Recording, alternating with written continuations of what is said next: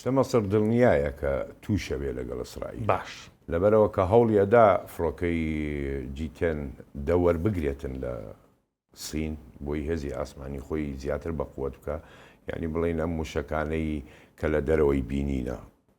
کە 150 تا 180 کیلۆمەتر بە ئاسمانە ئەڕوا بۆی بتوانێت بەرامبەر بە ئیسرائیل بوەستێ. ئیسرائیل کاتێک کە غەزە تەواوە کاتن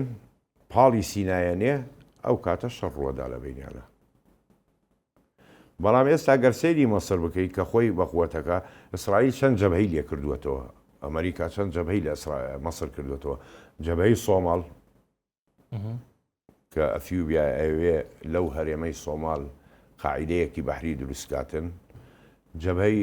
سوودان ئەمانەی دەعمە سەریع خەلیفە حەفتەر کە کێشەی هەیە ئێستا لەگەڵ مەسرا ئەم هەموو جەبهانەی لێەکەنەوە بۆی کە جەبهەی ئیسرائیل کرایەوە نەتوانێت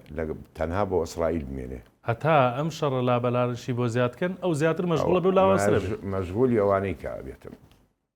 مەشغولی سوودان ئەفیوبیا سۆمال لیبیا ئەم جەبهانەی لێەکەنەوە ئەو کاتەکە شەڕیش ڕوویدا شەڕی مەسر و ئیسرائیل ناخایێنێ